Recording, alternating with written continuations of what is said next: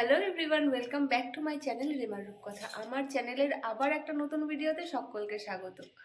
অনেক দিন হলো ভিডিও আপলোড করা হয়নি, কারণ দীপ্রর পরীক্ষা চলছিল। এখন দীপ্রর পরীক্ষা শেষ, সে আজ নিজের বাড়িতে যাবে আর আমরা যাব কালকে। তো চলো, দীপ্র এখনো ঘুম থেকে ওঠেনি, ওকে ডেকে তোলা যাক। এই দেখ, টাকা কটা বাজে দেখ। এ বাবু, গুড মর্নিং। কি তুই? ম্যাও ম্যাও ম্যাও।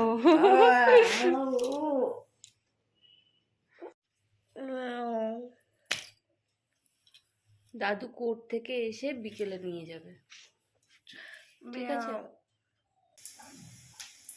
দীপ্রকে ঘুম থেকে তুলে দিয়ে চা খাওয়ার পর্বটাকে আজকে একদম স্কিপ করে ফেলেছি, কারণ করতে হবে একটা বিশেষ কাজ।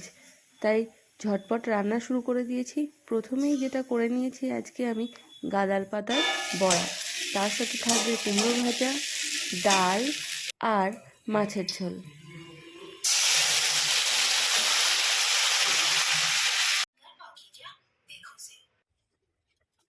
যে বিশেষ কাজটার কথা বলছিলাম সেটা হলো, আজকে আমি নিজের জন্য একটা কুর্তি তৈরি করব।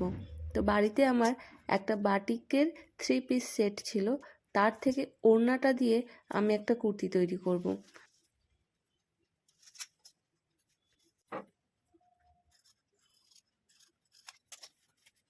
কাটিং স্টিচিংয়ের ওপর ছোটোবেলা থেকেই আমার একটা ন্যাক ছিল, তাই 2009 সালে আমি একটা কোর্স করেছিলাম, যেখান থেকে আমি কিছু কাটিং স্টিচিং শিখেছিলাম।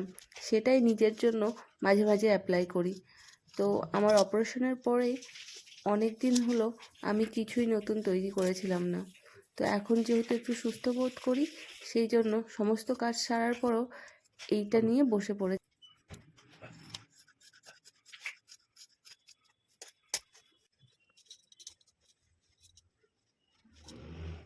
প্রায় 3 বছর পরে আবার নতুন কিছু বানালাম।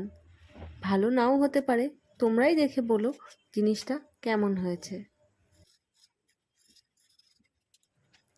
আমার এই কাজের মাঝখানে দীপ্র আর তার দাদু বাড়ির উদ্দেশ্যে রওনা দিয়েছে, কিন্তু আমি এই দিকে এতটাই ব্যস্ত ছিলাম যে সেই ভিডিওটুকু আর করা হয়নি।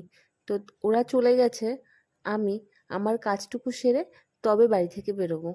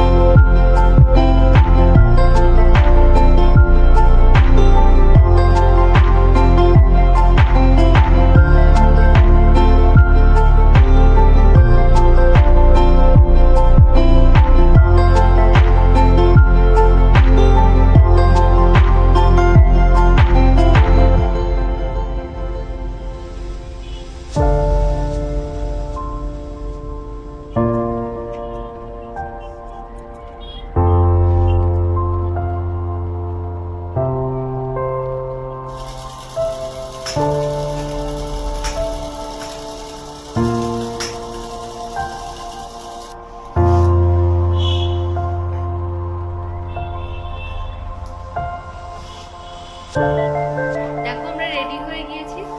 এখন এখান থেকে যাব নিজের গ্রামের বাড়িতে। নিজের বানানো জামাটা পরে রেডি হয়ে গেছি।